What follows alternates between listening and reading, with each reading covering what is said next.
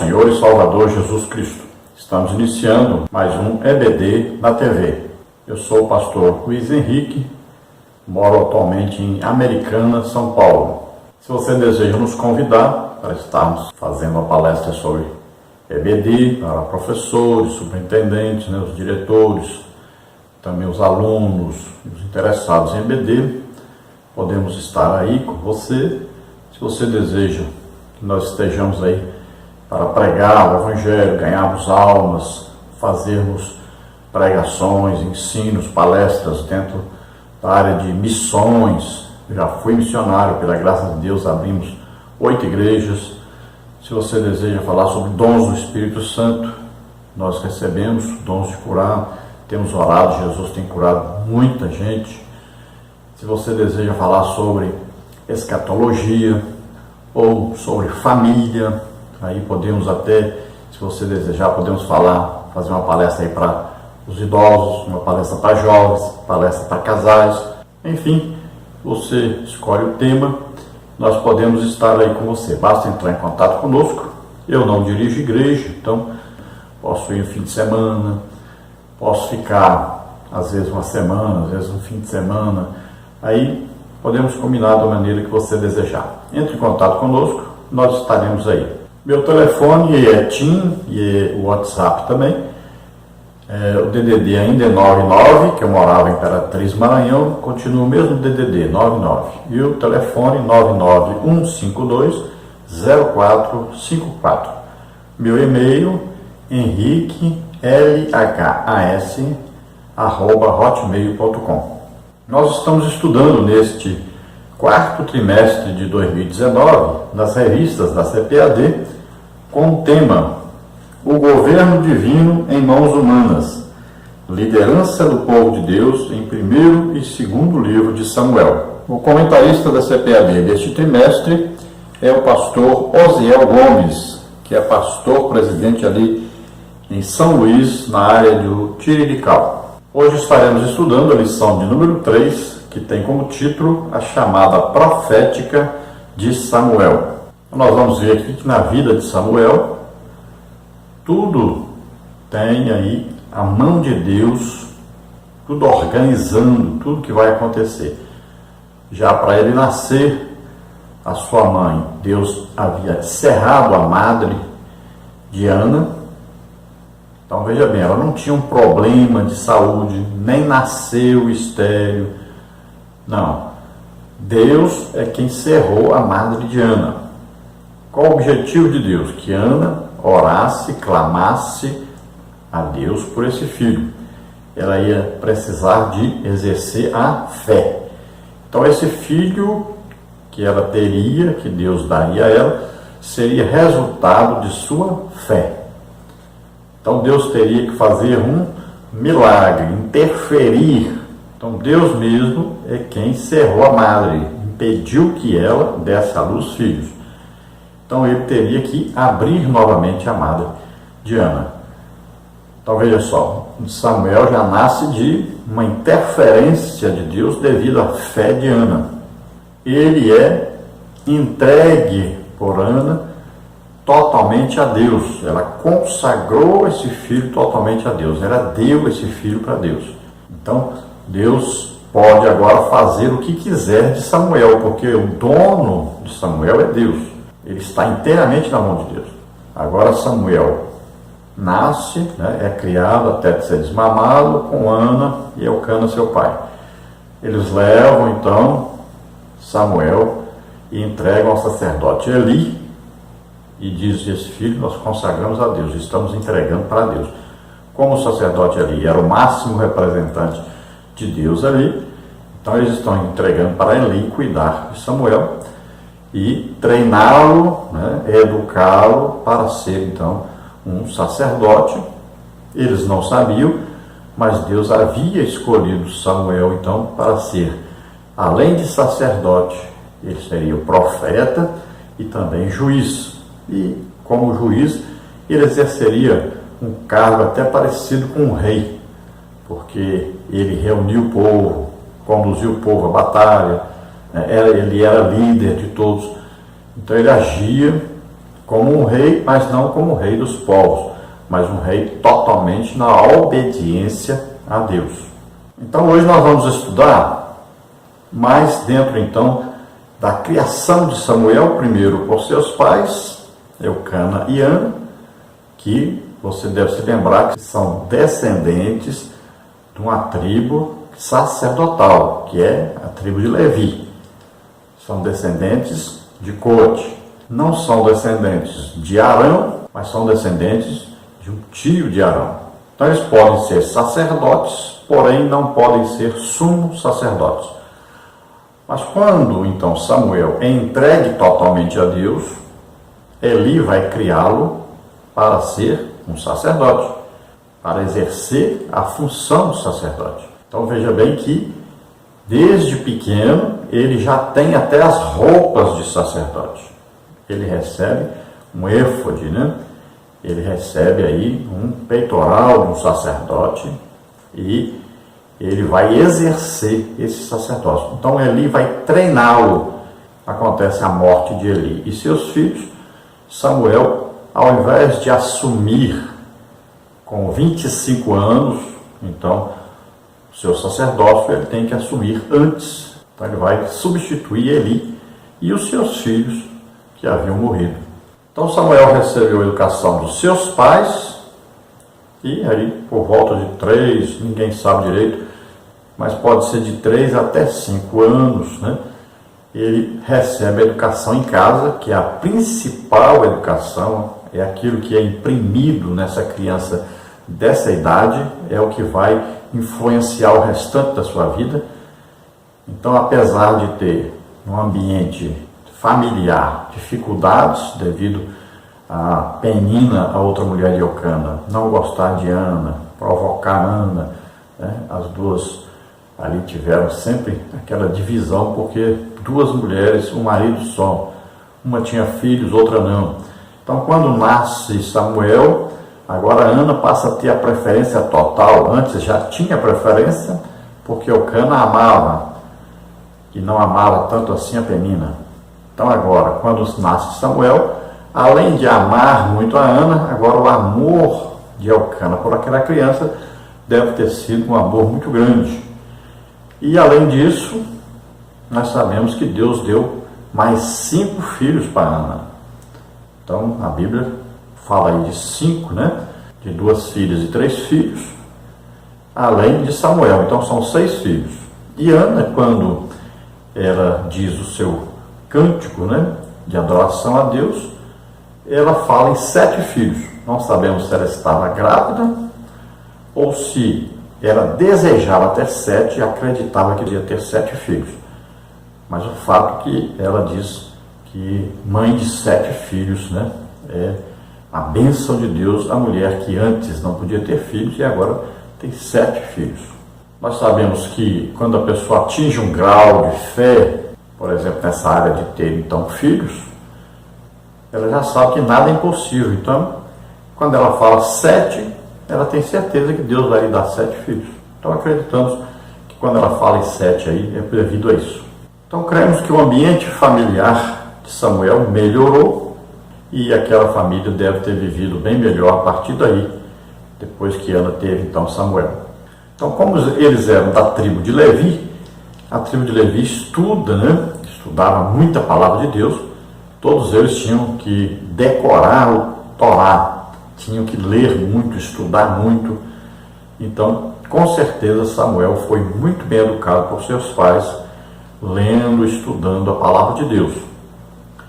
Depois, quando ele vai para Eli, Eli vai agora educá-lo como um sumo sacerdote. Então, para ser um sumo sacerdote no futuro, então ele recebe agora uma educação sacerdotal. Então ele recebe agora uma educação para trabalhar no tabernáculo e para no futuro poder substituir então Eli. Veja bem, então ele é criado agora como filho de Eli.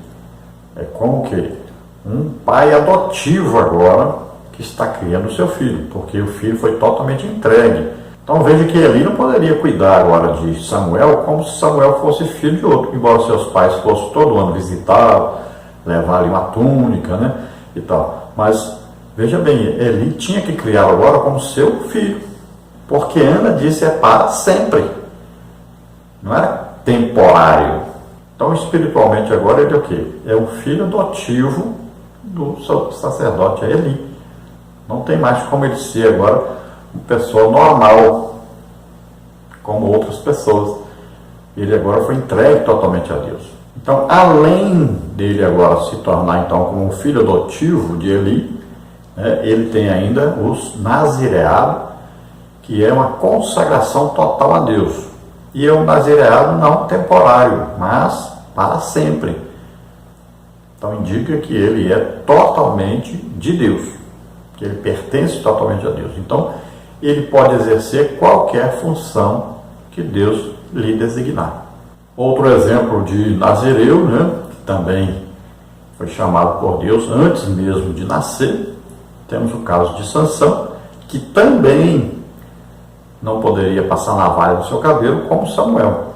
Samuel se consagrou realmente a Deus e permaneceu toda a sua vida fiel a Deus, fiel também ao voto que sua mãe havia feito, de dá-lo a Deus e de ser nazireu e nunca passar navalha para o seu cabelo. Nós vamos ver mais detalhes agora estudando a lição, sabendo que este vídeo é a primeira parte dos 4 vídeos. Depois eu vou montar e fazer um vídeo só de 1 hora. Então primeiro eu faço os 4 vídeos de 15 minutos. Por que isso? Porque em algumas regiões do Brasil a internet é muito fraca para os irmãos fazer download, para os irmãos assistirem.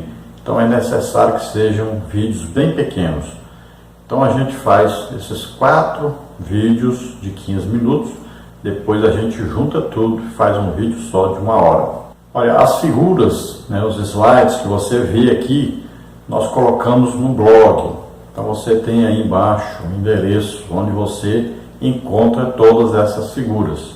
Você saiba que ainda tem mais 3 partes, tá? E se você está vendo aí que o vídeo tem 1 hora ou um pouquinho mais de 1 hora, é porque ele já é o vídeo total. Vamos então ao textuário da nossa lição de hoje, a chamada profética de Samuel. Textuário, primeiro livro de Samuel, capítulo 3, versículo 10, que diz assim: Então veio o Senhor e ali esteve e chamou como das outras vezes: Samuel, Samuel. E disse Samuel: Fala, porque o teu servo ouve. Então aqui foi a chamada de Deus diretamente para Samuel. Agora Deus falou diretamente com Samuel. Pouquíssimas pessoas, raríssimas pessoas, já ouviram Deus falar assim pessoalmente com ele. Raríssimas pessoas. É possível? É possível a todos.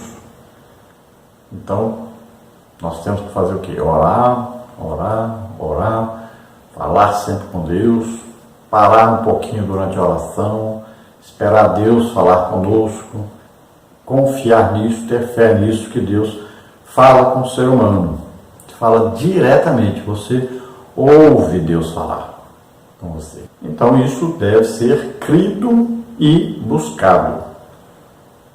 Todo crente deve fazer isso, buscar, ouvir Deus falar diretamente com ele.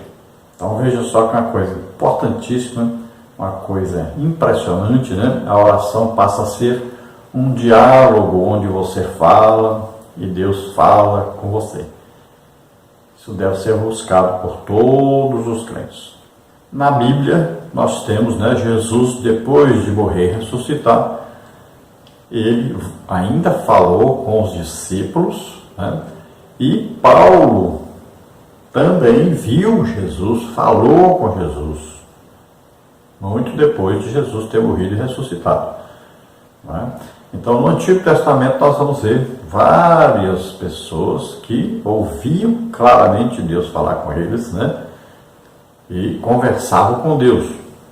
Então, nós temos lá Adão, né? Aí nós temos também aí vários homens de Deus, né? como por exemplo Enoque, né? Enoque conversava com Deus todo dia, até que Deus o levou para si, para conversar com ele lá em cima.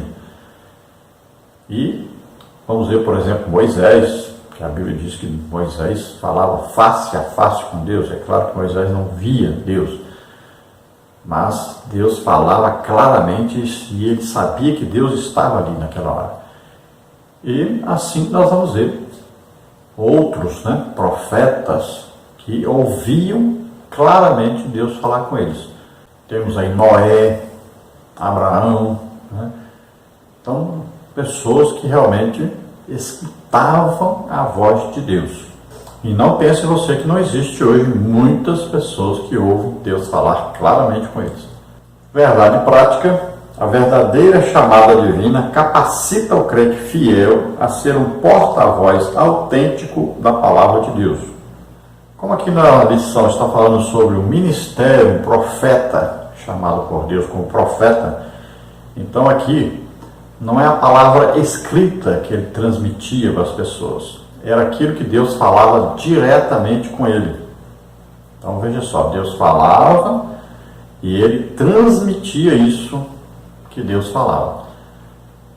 Então aqui é um profeta, é um ministério profeta. Aqui não é pregar o evangelho, ensinar a palavra de Deus, nada disso. Aqui é ouvir Deus falando e transmitir para as pessoas. Então aqui o porta-voz, né, o profeta aqui é isso, tá? Não é ler a Bíblia, estudar a Bíblia e falar aquilo, né, que você entendeu ali, ou que foi revelado para você falar. Não é isso aqui. Aqui nós estamos falando do ministério de um profeta. Então ele ouvia diretamente a voz de Deus, falava com ele e ele transmitia para as pessoas. E depois ele também escreveu isso que Deus falou com ele. E também escreveu tudo que ia acontecendo. Então Deus estava interferindo, né, no cotidiano do ser humano, e Samuel ia escrevendo o que ia acontecendo. Leitura bíblica em classe está em 1º livro de Samuel, capítulo 3, versículos de 1 a 10, que diz assim: E o jovem Samuel servia o Senhor perante Eli, e a palavra do Senhor era de muita valia naqueles dias, não havia visão manifesta. E sucedeu naquele dia que, estando Eli deitado no seu lugar, e os seus olhos se começavam já a escurecer, que não podia ver, e estando também Samuel já deitado, antes que a lâmpada de Deus se apagasse no templo do Senhor, em que estava a arca de Deus, o Senhor chamou a Samuel e disse ele: Eis-me aqui. E correu a Eli e disse: Eis-me aqui, porque tu me chamaste. Mas ele disse: Não te chamei eu, torna a deitar-te. E foi e se deitou. E o Senhor tornou a chamar outra vez a Samuel. Samuel se levantou e foi a Eli e disse: Eis-me aqui, porque tu me chamaste. Mas ele disse: Não te chamei eu, filho meu, torna a deitar-te. Porém Samuel ainda não conhecia o Senhor, e ainda não lhe tinha sido manifestada a palavra do Senhor. O Senhor, pois, tornou a chamar a Samuel terceira vez, e ele se levantou e foi a Eli e disse: Eis-me aqui, porque tu me chamaste. Então entendeu Eli que o Senhor chamava o jovem. Pelo que Eli disse a Samuel: Vai-te deitar, e há de ser que, se te chamar, dirás: Fala, Senhor, porque o teu servo ouve. Então Samuel foi e se deitou no seu lugar. Então veio o Senhor e ali esteve, e chamou como das outras vezes: Samuel, Samuel. E disse Samuel: Fala, porque o teu servo ouve. Então veja aqui que é uma narrativa da primeira vez que Deus então falou com Samuel. Então, 3 vezes aqui Deus fala com Samuel, mas ele não conhecia o Senhor. Ele tinha lido, é claro, né, os escritos que dizia que Deus falava com as pessoas, mas ele não conhecia ninguém que tinha essa experiência. E com ele nunca tinha acontecido. Então era bem jovem também ele ainda. Então o que acontece agora? Na 4ª vez, né, ele vai falar aquilo que Eli percebeu então que era Deus falando com o menino. Então ele instruiu o menino: olha, a próxima vez que você ouvir, você vai dizer, fala que o teu servo ouve. E aí então Samuel respondeu assim para Deus, e Deus falou com Samuel. Deus revelou coisas para Samuel. Então já era ali o que? O chamado de Samuel como profeta. Deus falava com ele e ele transmitiu o que Deus falava. Tanto é que Eli pergunta e Samuel disse para Eli o que Deus falou com ele. Nessa lição nós teremos então os seguintes tópicos e os seguintes subtópicos. Tópico 1, definindo o profeta em Israel. Subtópico 1, a menção de profeta. Subtópico 2, definição de profeta. Subtópico 3, Samuel e os demais profetas. No tópico 2, nós temos o desenvolvimento do ministério de Samuel. Subtópico 1, o crescimento profético de Samuel. Subtópico 2, a formação profética de Samuel. Subtópico 3, a disciplina de Samuel. No tópico 3, nós temos o ministério profético na atualidade. Subtópico 1, o dom da profecia. Subtópico 2, o ministério de profeta no Novo Testamento. Subtópico 3, onde estão os profetas? Vamos ver então a introdução da lição, que diz: nesta lição veremos que o ministério profético do Antigo Testamento não se caracterizava pela adivinhação, nem pela mera predição do futuro, mas tinha como principal objetivo levar a todos a ter um firme compromisso com Deus. Sua essência é anunciar a totalidade da mensagem divina. Por isso Jeremias foi bem categórico: o profeta que tem sonho, conte-o como apenas sonho, mas aquele em quem está a minha palavra, fale a minha palavra com verdade, diz o Senhor. Jeremias 23, 28. Então, profeta, nós vamos ver que uma pessoa chamada por Deus e pessoa que Deus dá revelações. Essas revelações podem ser do passado, do presente e pode ser a respeito do futuro. Então, veja só. Um profeta, nele está dons do Espírito Santo em funcionamento, em manifestação. Quando ele fala, por exemplo, alguma coisa que aconteceu no passado ou está acontecendo no presente, isso é um dom, palavra da ciência. Então é uma revelação de Deus do passado ou do presente que está oculto. Por exemplo, o profeta Eliseu revelava ao rei de Israel quando o rei da Síria armava emboscadas para ele. Então, o que o rei da Síria falava lá na Síria, até em seu quarto, falando alguma coisa, o profeta já sabia lá e revelava para o rei. Então, quando ele estava armando armadilhas, revelava, olha só. Então, revelando uma coisa que está acontecendo em outra parte.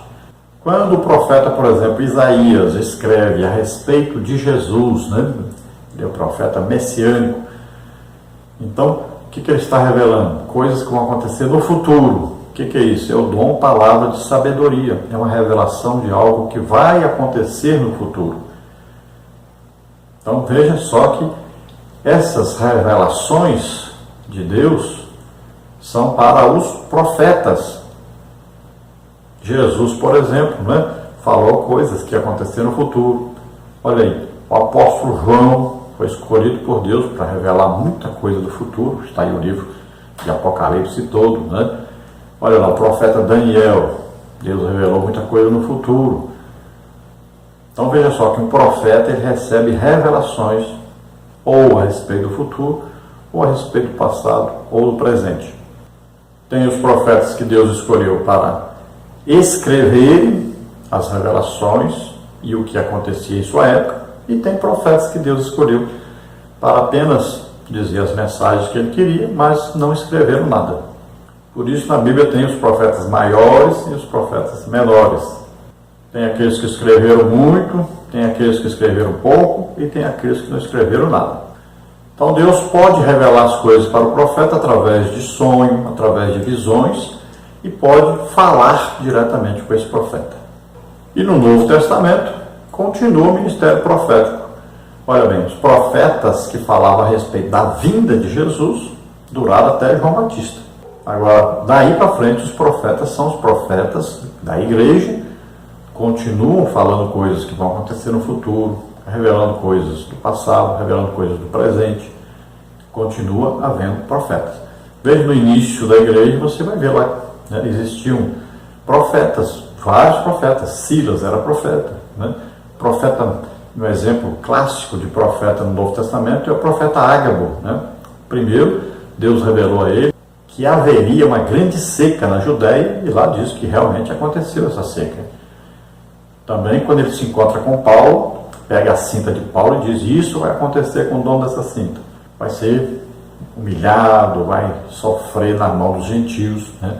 Então ele fala sobre o futuro de Paulo. Então hoje existem profetas na igreja? Existem. Às vezes você fala: na minha igreja não tem. Talvez tenha, mas está aí, né, com o seu ministério sufocado, né? Às vezes, algum dia Deus lhe deu uma revelação aí, ele foi falar na igreja, ele foi massacrado, perseguido, calado, não deram mais oportunidade para ele, mas ele está por aí. Agora, não confunda então o ministério profeta com profecia. O outro dom chamado profecia, aí essa profecia é para exortar, consolar, edificar. Aí não é para predizer o futuro, nem para revelar coisas ocultas. Aí é diferente, tá? Então, dom de profecia, uma coisa, profeta, outra. Todo profeta pode profetizar. Pode o dom de profecia agir através dele, palavra de conhecimento, palavra de sabedoria. Agora, nem todo aquele que profetiza, ou seja, tem dom de profecia, é profeta. Porque profeta é ministério. Então, opera nele os dons, né? Pode ser palavra de sabedoria, falar a respeito do futuro, palavra de conhecimento, a respeito do passado ou presente. E além disso, ele pode também o dom de profecia se manifestar no profeta. Mas nunca quer dizer que aquele que tem o dom de profecia só, que é para exortar, consolar e edificar, tenha um ministério de profeta. Confunde muito isso porque quando um profeta fala, a gente fala que ele profetizou. Aí você confunde, né, às vezes, o dom de profecia com profeta ministério. Então, todo profeta pode profetizar, mas nem todo que profetiza é profeta. Então, dom de profecia, qualquer crente pode ter dom de profecia. Agora, profeta, então Deus escolhe algumas pessoas da igreja e coloca como profeta. Então, ele pode revelar coisas do passado, do presente, ou pode revelar coisas do futuro. E ele pode receber, então, as revelações de Deus através de sonhos, de visões, ou Deus falando com ele diretamente. Então, são várias as maneiras que Deus age através de um profeta. Então não confunda profeta ministério, né, com alguém que prega ou ensina, né, lê, estuda a Bíblia e vai falar. Não tem nada a ver com profeta, tá? Ministério profeta. Tópico 1, então, definindo o profeta em Israel. Subtópico 1, a menção de profeta. Subtópico 2, definição de profeta. Subtópico 3, Samuel e os demais profetas. Subtópico 1, a menção de profeta. No livro, a primeira menção feita a um profeta no livro está registrada em 1 de Samuel 2, 27 a 36. Aqui vemos que o profeta era caracterizado como homem de Deus, título que lhe trazia grande responsabilidade. O profeta não é um adivinhador, mas o porta-voz de Deus. Ali Samuel se dirigiu à casa de Eli, dizendo que este seria substituído por um sacerdote fiel, Zadok. Esse acontecimento antecipava como seria o ministério de Samuel, o profeta do Senhor por excelência. Então aqui nós vemos que Deus revelou para Samuel o que ia acontecer no futuro.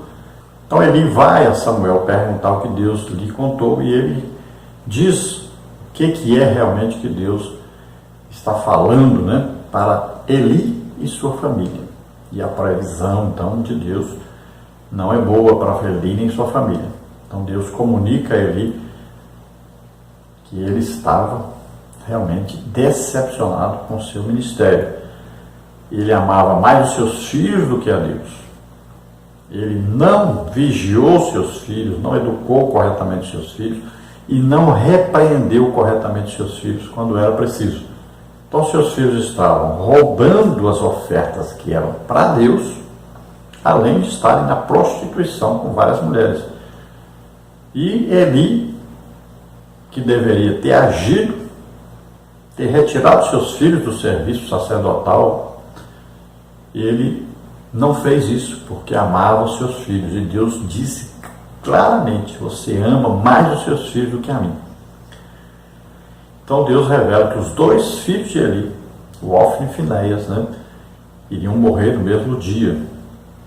E Eli seria substituído por outro sacerdote, que nós cremos aqui que de início é próprio Samuel, Então Deus substitui Eli por Samuel. Mais para frente, então, o sacerdócio seria exercido por Zadok depois da morte de Samuel. Subtópico 2, definição de profeta. De modo geral, a palavra do hebraico para profeta é nabi. Etimologicamente, a definição é incerta, porém diversos significados lhe são atribuídos, entre os quais chamado por Deus e orador. Entretanto, a maioria dos estudiosos trata a palavra profeta com sentido de porta-voz divino. Nesse aspecto, o profeta seria mensageiro de Deus, cuja missão era levar o povo a obedecer à vontade do Todo-Poderoso. Quem ouvisse esse porta-voz teria sucesso, pois o profeta comunica o que Deus lhe diz, fala o que o Senhor lhe falou. Esse é o fundamento do movimento profético no Antigo Testamento. Deuteronômio 18:18, 2 de Crônicas 20:20. Então, um profeta é um porta-voz de Deus. Ele ouve Deus falar com ele, ele transmite para ou uma pessoa, se Deus mandar falar com uma pessoa só, ou transmite para outras pessoas, se Deus mandar falar com outras pessoas. Então, é uma pessoa que recebe diretamente de Deus, ele ouve Deus falando com ele, ou ele pode sonhar alguma coisa para ser revelada, ou pode ter visões, para depois revelar essas visões. Então nós vamos ver vários tipos de profetas assim na Bíblia. Então, dentre aqueles que recebem revelação de Deus por meio de visões, podemos citar aí Daniel, Ezequiel, Isaías, João, o apóstolo João, Então, visões. Vimos aí, Paulo recebeu visões, o apóstolo João recebeu visão. E nós podemos ver casos especiais, como aí tanto o apóstolo Paulo como o João tiveram aí um arrebatamento de sentidos, e estiveram em lugares, que não é lícito até se dizer. Então Paulo foi até proibido de dizer aquilo que ele recebeu lá onde ele esteve. E o apóstolo João, então, recebeu essa revelação, viu Jesus, foi falado a ele o que escrever, e ele escreveu. Subtópico 3, Samuel e os demais profetas. Com Samuel deu-se o início à prática de os profetas ungirem reis. Segundo o texto bíblico, o próprio Samuel comunicou as palavras de Deus a Saul de que este seria rei. Segundo os estudiosos, foi com Samuel que teve início o movimento profético formal em Israel. E com Elias, ele se desenvolveria ainda mais. A partir do ministério de Samuel, surgiram os profetas da corte, os que atuavam junto aos reis. Alguns desses profetas não apenas aconselhavam os soberanos, mas também eram seus escrivães. Por exemplo, Samuel, Natã e Gade fizeram alguns registros reais. Então, antes de Samuel existiram profetas? Sim, o próprio Adão era um profeta. E nós vamos ver, aí Moisés, por exemplo, foi um grande profeta, E nós vamos ver outros profetas que Deus usou, e durante todo o tempo que o homem está na terra, sempre houveram profetas, sempre houveram homens de Deus com quem Deus falava. Agora, a partir de Samuel, nós vamos ver que existe agora uma concentração de profetas, existe uma escola de profetas, e existe um ministério específico de profeta que vai interferir na vida da liderança. Então ele passa a ser aquele que vai ungir o rei. Então o rei é escolhido por Deus, confirmado através da unção de um profeta. E nós vamos ver que a partir daí esse profeta passa a ser um conselheiro então dos reis, e muitas vezes ele também escreve aquilo que o rei está fazendo e aquilo que está acontecendo na nação de Israel com relação a Israel e os povos vizinhos. Por exemplo, o primeiro livro de Samuel, o segundo livro de Samuel, né? Acreditamos então que foi escrito por Samuel, Natã e Gade. E ao lermos aí livro de Crônicas, os dois livros de Crônicas, nós vamos ver que também foram escritos por esses profetas, né? E vários livros da Bíblia nós encontramos então escritos de profetas. Por exemplo maior, nós vemos aí o profeta Isaías. Tópico 2, o desenvolvimento do ministério de Samuel. Subtópico 1, o crescimento profético de Samuel. Subtópico 2, a formação profética de Samuel. Subtópico 3, a disciplina de Samuel. Subtópico 1, o crescimento profético de Samuel. Se os filhos do sacerdote Eli praticavam pecados abomináveis, o jovem Samuel crescia com integridade diante de Deus e do povo. Sempre houve em Ana, sua mãe, um cuidado especial para que seu filho estivesse envolvido com a obra de Deus. Ela orou por ele e o entregou aos cuidados de Eli. Este, observando a dedicação de Ana e seu comprometimento, orou por ela, rogando a Deus a bênção para a sua casa. 1 Samuel 2, 20 e 21. É maravilhoso dedicarmos a Deus o que temos de mais precioso, pois suas recompensas são certas. Bom, então vimos que Samuel, no início da sua vida, foi criado então por seu pai Elcana, sua mãe Ana, que eram descendentes da tribo de Levi, então tinham conhecimento da palavra de Deus, e ensinaram Samuel realmente a andar no caminho do Senhor. Depois o sacerdote Eli, né, também vai continuar essa educação do profeta Samuel. Veja bem que ele teve então uma excelente educação, excelente ensino da palavra de Deus. Seus pais eram então pessoas que entendiam da palavra de Deus por serem descendentes da tribo de Levi, uma tribo que era responsável por dar ensino da palavra de Deus. Sabemos então que Eli abençoou Elcana e Ana, e a oração foi que Deus concedesse aos dois filhos, e realmente, né, Deus atendeu a esse pedido e deu a Ana 5 filhos a mais, além de Samuel. E pode ser, pela declaração de Ana, que ela tenha tido 7 filhos. Sobre o tópico 2, a formação profética de Samuel. Samuel aprendeu com Eli, ele foi formado pelo velho sacerdote, assim como Paulo aprendeu aos pés de Gamaliel, como está em Atos 22, 3. E Timóteo com Paulo, como está em 2 Timóteo 3, 10. Deus chamou Samuel quando ele tinha cerca de 12 anos, 1 Samuel 3, de 1 a 4. Ou seja, a mesma faixa etária de Jesus quando foi levado a Jerusalém por seus pais. Lucas 2,42. Assim, sob os cuidados de Eli, Samuel era forjado por Deus para o ministério profético. Muitos hoje não querem mais aprender com os mais experientes, pois julgam-se importantes e desprezam o aprendizado aos pés de alguém. Paulo e Timóteo, por exemplo, orgulhavam-se de ter aprendido com seus mestres. Mas além da disposição para aprender, precisamos de disposição para ouvir a voz de Deus. E isso só é possível por meio de uma vida de oração e busca fervorosa pelo Senhor, como está em Isaías 55, 6. Deus quer falar conosco. Então aqui diz o jovem Samuel. Não sabemos aí quantos anos tinha Samuel. Então pode-se deduzir, estudando, né, sobre Jesus, que esta idade aí pode ser então aos 12 anos.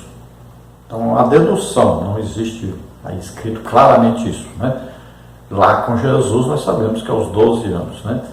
Mas aqui não sabemos. Mas pode ser que sim, aqui também, já que era tradição, né, com 12 anos, um judeu se tornar realmente um cidadão judeu reconhecido aos 12 anos, e ele já deveria ter estudado então a Torá e saber de cor. Veja só, era um estudo mesmo minucioso da Torá. Então, aqui acreditamos que Samuel, aos 12 anos, foi reconhecido humanamente, né? E agora Deus então fala com ele e o seu ministério profético tem início. Então veja que Jesus também, olha, foi criado por Maria, José. José era da tribo de Judá, descendente do rei Davi. E Maria nós vamos ver que era prima de Isabel. Isabel era o quê? Descendente direta de Arão. Então, família sacerdotal. Então, eles ensinaram Jesus a palavra de Deus, com certeza. Tinha um excelente estudo bíblico, excelente ensino de Jesus quando era pequeno. Então, vamos ver que Jesus, aos 12 anos, foi apresentado, né? E já discutia com os doutores. Então, aqui Samuel, nós acreditamos também que com 12 anos, então, Deus já faz o chamado na vida dele. Lembrando sempre que Samuel é um tipo de Cristo. Olha aí, Jesus foi adotado por José. E esse adotado não quer dizer que foi lá no cartório, eu quero adotar aqui. Não. Quando nós estamos falando adotado, então porque é criado por alguém, né? E espiritualmente é uma adoção, assim como Samuel, quando é entregue a Eli, isso é uma adoção. Então, espiritualmente, quem está na posição de pai de Samuel agora é Eli. Então, existem aí muitas semelhanças, né? Samuel com Jesus. Então, aí, olha só, sacerdote, profeta, juiz, rei ao mesmo tempo, que ele agia como juiz e rei ao mesmo tempo. E Jesus, mesma coisa, aí. Jesus é profeta, sacerdote, juiz, rei. Então veja só que tem muita semelhança aí. Assim como Samuel foi adotado por Eli, assim Jesus foi adotado por José. Então veja que Samuel foi educado por seus pais, depois educado por Eli. Então esteve aos pés de Eli aprendendo. Hoje nós temos, infelizmente, muita gente que acha, porque frequentou aí um colégio, um curso de teologia, já se acha mais importante que todo mundo, começa a até abusar dos mais velhos, desconsiderar os mais velhos, achar que já sabe tudo, que pode tudo, acha que os mais velhos não entendem de nada, não sabem de nada. Está acontecendo muito isso na igreja hoje. Tanto é verdade que o calvinismo, né, já foi aí declarado pela presidência da CGADB, presidência também da igreja em São Paulo, né, pastor Zé Wellington, falou sobre isso, já teve palestra sobre isso na última reunião ministerial, falando sobre isso. Não existe na nossa declaração de fé nenhum apoio ao calvinismo. E nós estamos vendo aí uma invasão do calvinismo por parte dessas pessoas que estão fazendo cursos teológicos e muitas vezes com professores calvinistas e estão querendo implantar o calvinismo na Assembleia de Deus. É a mesma coisa que falar assim, vamos destruir a identidade da Assembleia de Deus. Vamos expulsar o Espírito Santo da Assembleia de Deus. É a mesma coisa de falar isso. Porque para eles não existe na atualidade os dons do Espírito Santo sendo manifestados. Para eles também falar em línguas, não existe isso aí na atualidade, é errado para eles. Então, eles vivem criticando a nossa igreja, fazendo até deboche. Assista os vídeos aí. Então, é preciso tomar uma posição sobre isso. Está havendo um desrespeito à liderança. E eu tenho insistido e batido nessa tecla em vários grupos aí, eu sou expulso dos grupos, porque estão infiltrados esses moderninhos aí, calvinistas. Não sei por que não vão para outra igreja, mas estão aí para perturbarem a igreja, esses calvinistas. Assembleanos misturados com o calvinismo, infiltrando-se e tentando aí parecer mestres, né? Querendo ensinar as pessoas como se eles tivessem experiência. Pessoas que não ganham almas, nunca nem leram a Bíblia toda, a maioria deles. Só leem livros calvinistas. Então acham tudo pronto lá, pregam as mensagens, está tudo lá na internet, está lá nos livros calvinistas, tudo que eles falam, tudo que eles pregam está lá. Só repetir, são como os papagaios. Não têm experiência com Deus, não são pessoas de oração, não são pessoas de jejum, não são pessoas que ganham almas e estão aí querendo ser donos da igreja. Subtópico 3, a disciplina de Samuel. Ainda jovem, Samuel já se mostrava disciplinado. Ao ouvir uma voz que eu chamava pelo nome, pensando que fosse a de Eli, por 3 vezes dirigiu-se a ele com todo respeito e temor, como está em 1 Samuel 3, 4 e 5. Essa postura apontava que ele era o homem certo para ouvir a palavra do Senhor. Por não ter uma experiência pessoal com Deus, ainda não sabia como responder ao chamado divino, por isso Eli o orientou. Desde então, Samuel passou a receber visões de Deus e orientações sobre a sua palavra. Se os nossos filhos servirem a Deus com a disposição de Samuel, educados pela sua família na presença do Pai, eles influenciarão de maneira impactante a sua geração, como está em Mateus 5, 13 a 16.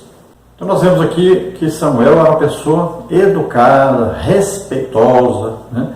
Quando ele ouvia ali a voz, por 3 vezes ele ouviu, Deus falou com ele, chamou pelo seu nome, e ele achando que era o sacerdote ali, ele ia até ele. Então, olha bem, ele era uma pessoa prestativa, ele pensava que ali estava chamando, estava precisando de alguma coisa, e era hora de dormir, mas ele levantava e ia lá. Então, Eli, depois da 3ª vez, Eli então diz para ele: agora quando você ouvir a voz, você diz, fala que o teu servo ouve. Então Eli sabia que era Deus que estava falando com o menino, e ele fez tudo da maneira que Eli falou para ele fazer, e Deus então falou com ele. Então ele demonstrou respeito e obediência àquilo que Eli o orientou para fazer. Então Deus podia agora então falar com Samuel, porque Samuel escutava Deus falar com ele. Então era obediente, temente a Deus e tinha a grande qualidade de escutar Deus falar. Tópico 3, o ministério profético na atualidade. Subtópico 1, o dom da profecia. Subtópico 2, o ministério de profeta no Novo Testamento. Subtópico 3, onde estão os profetas? Subtópico 1, então, o dom da profecia. O dom da profecia, disponível a todos os crentes, manifesta-se de forma sobrenatural e momentânea, encoraja, exorta e consola a igreja, edifica de forma coletiva e individual o povo de Deus, como está em 1 Coríntios 12, 7 a 11 e 1 Timóteo 4, 14. O dom da profecia é uma dádiva de Deus à sua igreja. É maravilhoso saber que o Pai ainda fala diretamente com o seu povo. Então, dom de profecia é muito importante entender isso. É um dom do Espírito Santo e todos os crentes podem ter o dom de profecia. Paulo diz: todos podeis profetizar. E ele ainda regulamenta um depois do outro, e numa mesma reunião, 2 ou 3 no máximo. Então vão falar, né?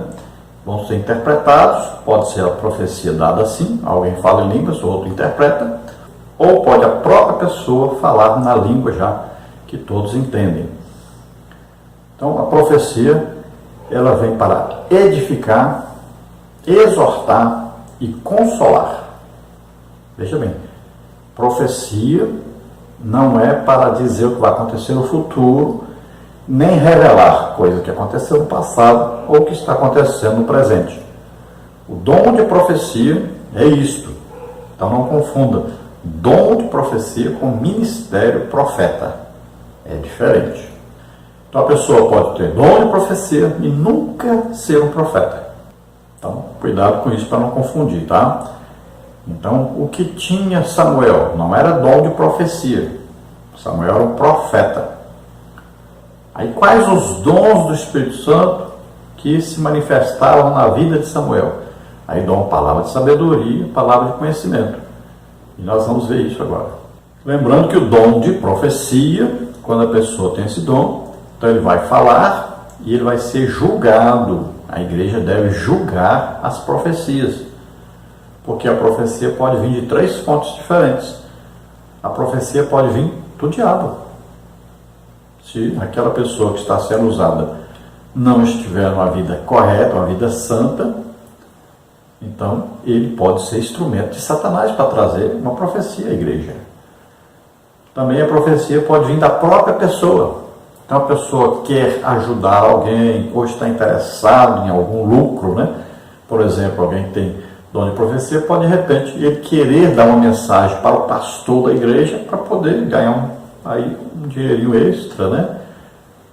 Ganhar uma oferta boa. Então ele chama o pastor e vai dizer coisas. Não foi Deus que mandou, ele que está inventando. Então, existe muito isso? Existe. Por isso que as profecias devem ser julgadas. Então, pode vir do diabo. Também pode vir da própria pessoa.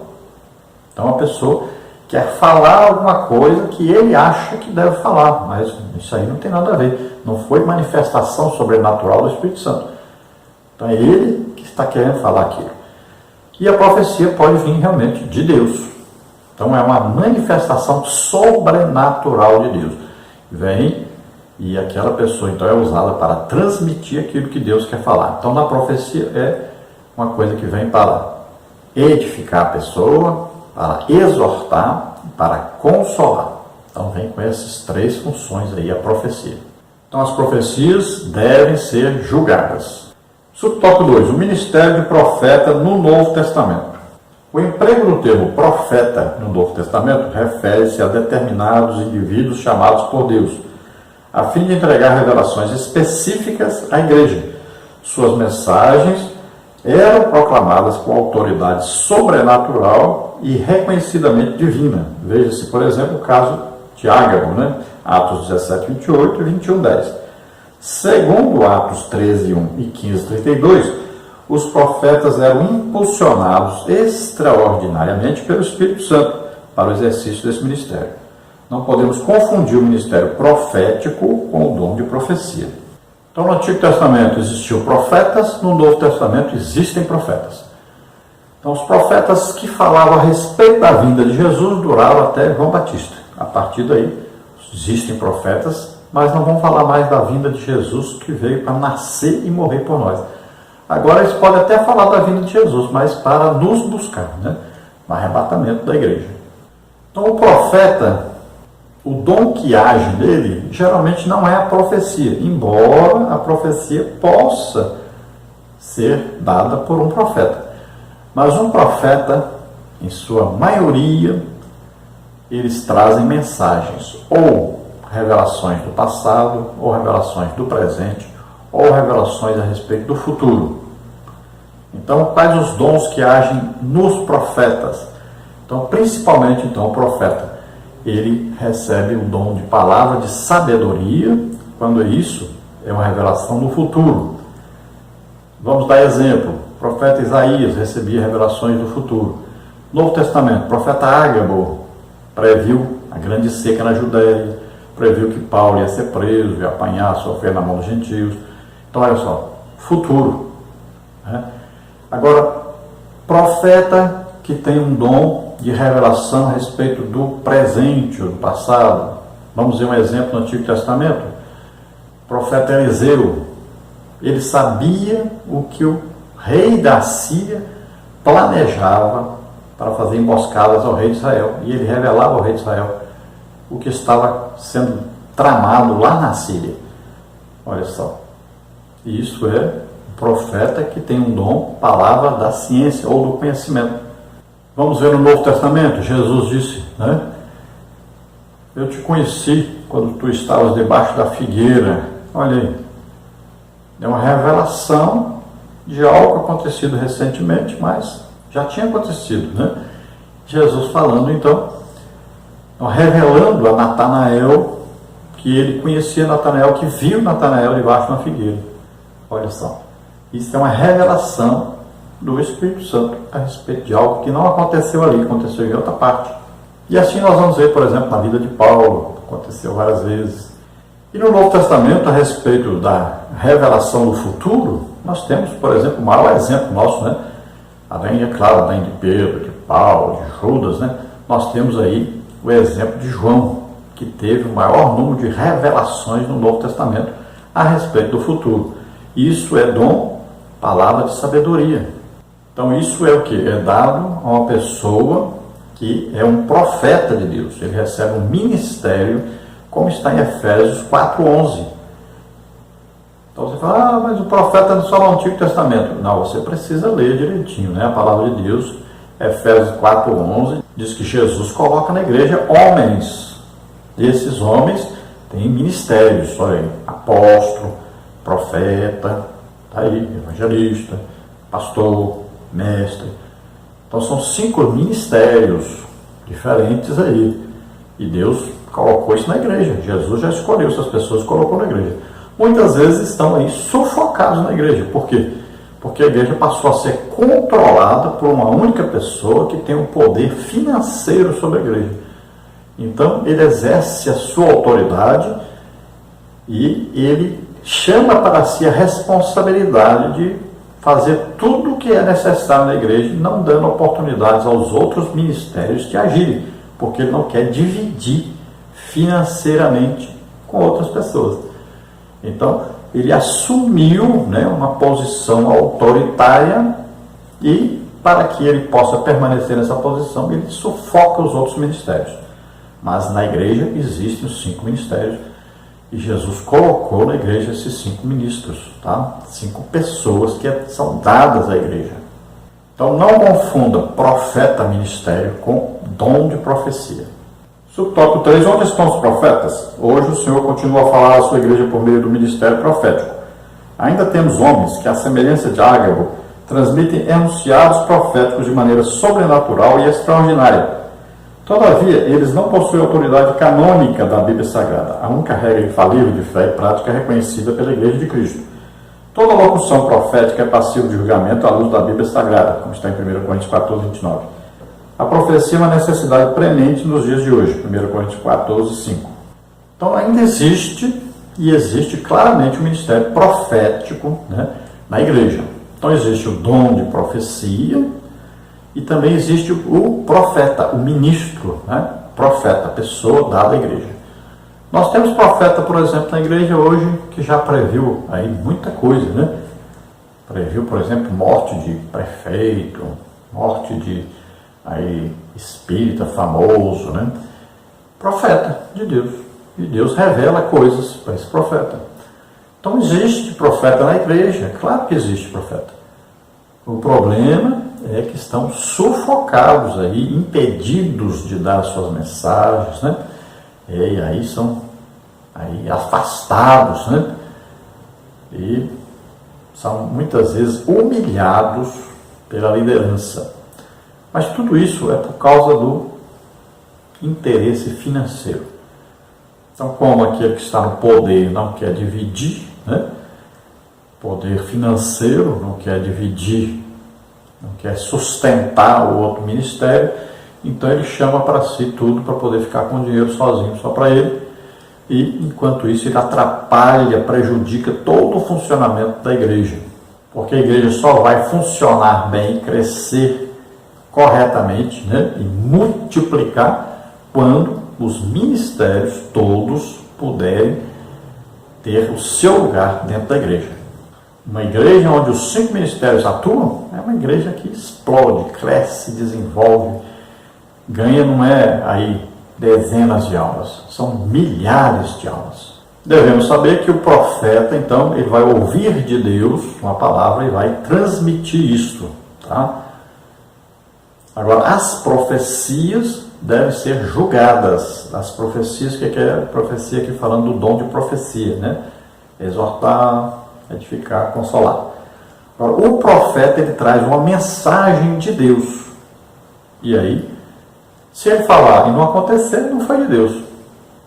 Se ele falar alguma coisa que vai trazer aí um afastamento seu da igreja, ou da leitura bíblica, ou da oração, então não é de Deus.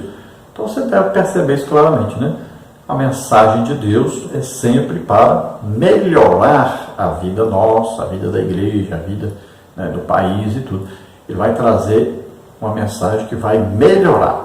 Ou traz uma mensagem de juízo. Muitas vezes o profeta é usado para trazer uma mensagem de juízo para alguém, ou para um determinado povo, ou uma nação. Então vem com a mensagem de juízo. Muitas vezes Deus traz também uma revelação de algo que vai acontecer, para que a igreja lembre-se que Deus sabe de tudo, conhece tudo, pode tudo, está no controle de tudo. Então veja, se a igreja hoje tivesse um profeta que revelasse quando as pessoas estão em pecado, e sobem lá no púlpito para pregar, para cantar, tudo. Imagine, era assim antes na igreja? Era. Mas por falta desse ministério que está sufocado na igreja, estão aí subindo no púlpito pessoas que estão em adultério, pessoas que estão em prostituição, E está cada vez pior isso, porque falta esse ministério em ação na igreja. E muitas vezes a liderança sufoca exatamente esse ministério por causa disso, para que eles não revelem o que está oculto. Vamos ver a conclusão. Onde estão os crentes usados por Deus para falar extraordinariamente ao seu povo? Nestes últimos dias precisamos de obreiros fiéis que busquem os dons do Espírito. Entretanto, estejamos vigilantes. Como já dissemos, todo enunciado profético tem que passar necessariamente pelo crivo da Bíblia Sagrada. O profeta, quando ele fala, não tem o mesmo valor da Bíblia, porque a Bíblia é um enunciado de Deus, contém já tudo que nós precisamos para a nossa vida cristã, para sermos salvos. Agora Deus manda coisas que vão ajudar, que vão orientar e que vão nos conduzir na nossa vida cristã de maneira melhor, de maneira mais fácil, não é? Então os dons estão aí para equipar os ministérios, para que a vida da igreja seja muito melhor e o crescimento da igreja seja multiplicado. Então aí vão ter que tomar decisão os líderes se querem realmente fazer a obra de Deus como Deus manda, ou se querem fazer do seu jeito, né? Crescendo aí. Não, a gente crescendo aqui 2, 3, 5% ao ano, tal, tá bom. Mas se nós olharmos na Bíblia, quando os dons do Espírito Santo estavam em manifestação, nós vamos ver que a igreja é quase 3 mil almas, depois 5 mil, é assim, né? É um crescimento vertiginoso, é uma multiplicação, na verdade.